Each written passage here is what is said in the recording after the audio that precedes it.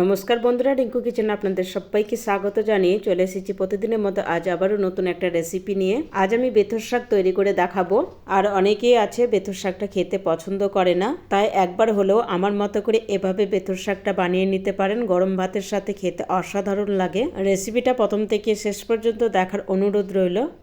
রেসিপিটি বানানোর জন্য প্রথমে লাগছে আমার 1 আঁটি মতো বেথর শাক। আর বেথর শাকটাকে আমি ভালোভাবে পরিষ্কার করে জল দিয়ে ধুয়ে জলটা ঝরিয়ে নিয়েছি। এবার বটি বা ছুরির সাহায্যে শাকটাকে ছোট ছোট করে কুচিয়ে নেব। দেখুন শাকটা আমি ছোট ছোট করে কুচিয়ে নিলাম। এই শাকের সাথে লাগছে আমার মাঝারি সাইজে একটা বেগুন। বেগুনটাকে ধুয়ে নেওয়ার পর এভাবে ছোট ছোট টুকরো করে কেটে নিয়েছি। আর লাগছে 6 থেকে 7টা কলাই ডালের বড়ি। এবার আমি শাকটা রান্না করে নেব। তার জন্য কড়াই বসিয়ে কড়াইতে দিয়ে দিচ্ছি পরিমাণ মতো সরষের তেল। তেলটা ভালোভাবে গরম করে নিয়েছি। এবার কলাই ডালের বড়িগুলো এই তেলের মধ্যে দিয়ে দিলাম। এবার বড়িগুলো নাড়াচাড়া করে ভেজে নিব।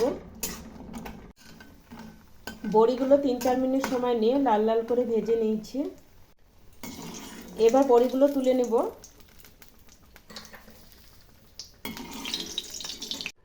বড়িগুলো তুলে নেওয়ার পর আগে থেকে টুকরো করে রাখা বেগুনটা দিয়ে দিলাম।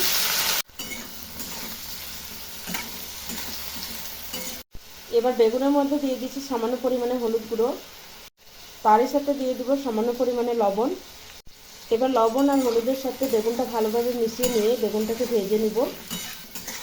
লবণ হলুদের সাথে বেগুনটা ভালোভাবে মিশিয়ে নিয়েছি। এবার ঢাকা দিয়ে বেগুনটা আমি ভেজে নিব।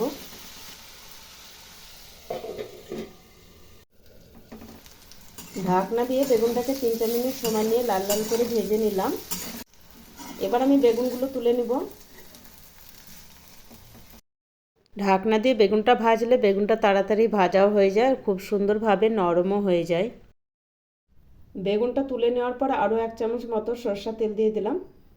রেসিপিটা অবশ্যই সরষের তেলে করবেন, তাহলে রেসিপির স্বাদ দ্বিগুণ বেড়ে যাবে। এবার দিয়ে দিচ্ছি তেল গরম হয়ে গেলে 1/2 চামচ মতো জিরে। তার সাথে দিয়ে দিচ্ছি 2টো শুকনো লঙ্কা। শুকনো লঙ্কার কালো জিরেটা একটু ভালোভাবে ভেজে নিব।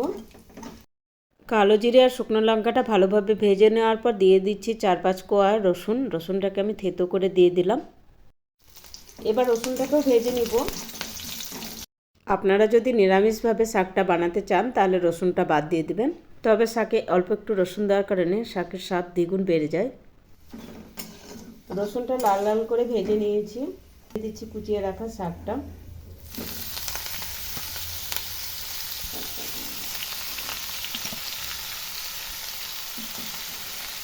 এবারে শাকের মধ্যে দিয়ে দিচ্ছি 3 থেকে 4টে কাঁচা লঙ্কা, তবে ঝালটা আপনাদের স্বাদ মতো কম বেশি করে দেবেন। এবার খুব সামান্য একটু হলুদ গুঁড়ো দিয়ে দিলাম। তারই সাথে দিয়ে দেবো স্বাদ অনুসারে লবণ। এবার লবণ হলুদটা শাকের সাথে ভালোভাবে মিশিয়ে নিব। লবণ হলুদটা শাকের সাথে ভালোভাবে মিশিয়ে নিলাম।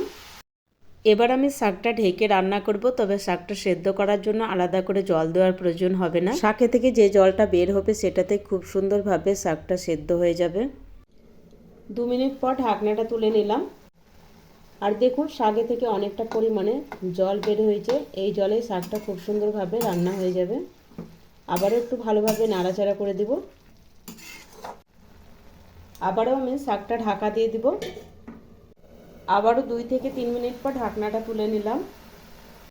এখনও দেখুন শাকে অল্প একটু জল রয়েছে। এর মধ্যে দিয়ে দিচ্ছি ভেজে রাখা বড়িগুলো। বড়িগুলো আমি ছোট ছোট টুকরো করে ভেঙে নিয়েছি।